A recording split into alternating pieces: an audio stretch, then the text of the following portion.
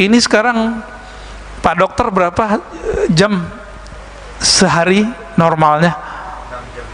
6, bukan 8. Kayaknya udah diskon sama Pak Dokter nih. 6 sampai 8 ya. Waduh, keburu kiamat Pak.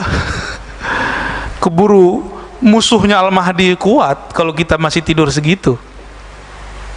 Kalau tidur masih segitu, nggak ada energi rohani kita. 8 atau 6 jam itu kan jam tidur, jam malam semua. Kapan tahajudnya? Kapan dia mengisi kolbunya dengan nama Allah?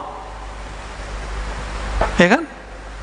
Nabi Muhammad itu walaupun tidur, itu cuma tidur-tiduran Pak aslinya. Kenapa? Kalau tidur nyenyak itu, matanya tertutup, kolbunya kan nggak mimpi apa-apa. Kalau Nabi kan nggak bisa, Nabi mikirin umatnya terus.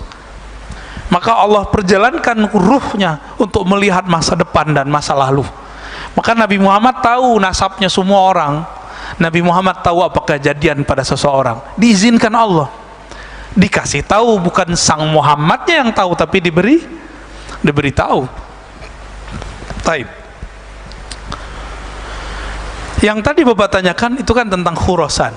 Hadis riwayat Imam Ahmad dan Al-Baihaqi. Idza ra'aitum rayatis sud qad ja'at min qibali Khurasan fa'tuha fa inna fiha Khalifatullahil Mahdi. Ini diriwayatkan juga oleh Imam Al-Hakim, ya. Jika kamu melihat ada panji hitam, Pak Panji di sini kulitnya sawo matang Pak. Jenggotnya yang hitam, udah putih juga. Iza ra'aitum rayat itu artinya panji hitam. Rayat ini menunjukkan bahwa panji hitam itu simbolnya tidak satu, kan ini jamak. Rayat satu, rayat banyak. Jadi nanti simbol-simbolnya Al-Mahdi itu banyak Pak, banyak, lebih dari satu, bukan hanya la ilaha illallah. Kalau la ilaha illallah kan udah banyak yang tahu, diimitasilah oleh orang banyak hari ini. Berapa banyak kelompok hari ini menggunakan bendera la ilaha illallah, lalu stempel Nabi itu. Ada ciri-ciri lain. Siapa yang tahu? Ya Al-Mahdi dan sekitarnya, kita mah belum tahu. Tapi nanti kalau kita terpilih, kalau kita mempersiapkan kolbu sebaik-baiknya, nah, kolbu kan ngikutin ntar. Kalau di Quran itu jelas dalam surat At-Taghabun, ya, siapa yang percaya kepada Allah, yahdi qalbah, maka Allah kasih hidayah kolbunya. Jadi hidayah masuk ke kolbu, ilmu masuk ke otak. Kalau orang menilai dengan otaknya, kita akan beda terus, karena otak itu sikapnya kritis, ya. Sikap ini kritis ini di sini. Tapi kalau pakai kolbu enggak, kita paling berbeda aja gitu. Tapi kalau sudah pakai ini, ustadznya sesat gitu. Ustadz sesat, terus ente yang bukan ustadz apa dong? Tuh, masuk nggak logikanya? Ustadz puluhan tahun bersama sunnah, walaupun tidak nyebut dirinya ustadz sunnah. Ya. Dia tiap menjaga sanad kepada Rasulullah, mencintai zuriat Rasulullah, menjaga sanad pemikiran, akidah, mazhab, kerohanian kepada Rasulullah. Terus antum bilang dia sesat. Terus antum yang nggak punya sanad apa dong? Sesat ya. Lebih sesat lagi.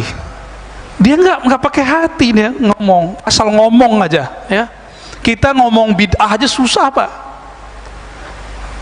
Kata si teman kita, ente kaji sama aneh 2 kali, tahu tuh sunnah bid'ah bedanya apa? Ya salah. Orang cuma S1 doang, kita nyampe S3 belajar tentang fatwa, nggak berani fatwa. Saya itu nggak pernah fatwa Pak, saya cuma menukil fatwa. Nih tolong diingat. Saya nggak pernah fatwa, hanya menukil fatwa.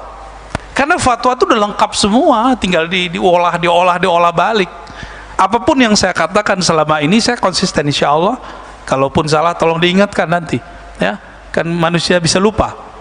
Tapi kalau antum merasa lebih benar dari ustadz, antum siapa? Ngaji berapa tahun? Si ustadz ada gurunya yang menegur, antum siapa yang negur?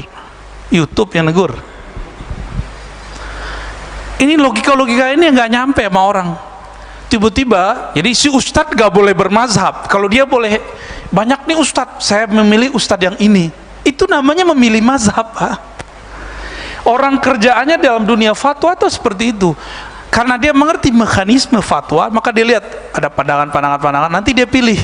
Karena dia tahu mana yang bisa dipilih, mana yang relevan. Jamaah kan berani ngomong gitu sekarang. Sekarang banyak ustadz, saya memilih yang ini.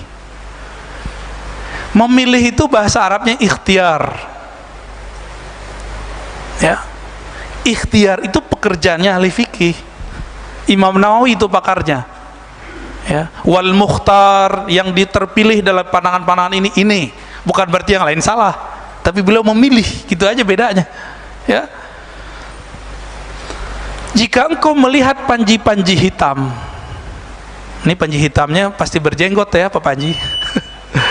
Qad ja'at min qibali Khurasan, datang dari arah Khurasan. Khurasan itu timur.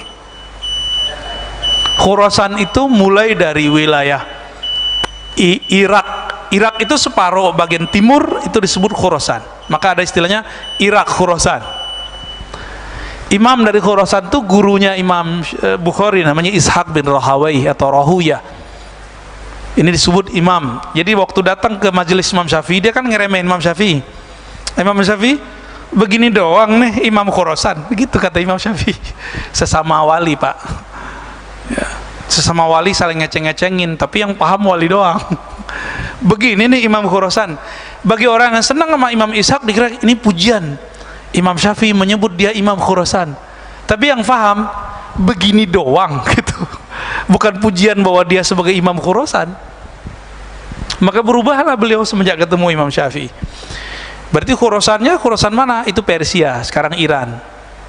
Persia kan dulu luas, Pak. Persia itu dulu di zaman sebelum Arab kenabian itu mencakup Afghanistan, Hindustan, termasuk Rusia, ya apa, Uzbekistan, Kazakhstan, semua itu masuk bagian dari Persia semua.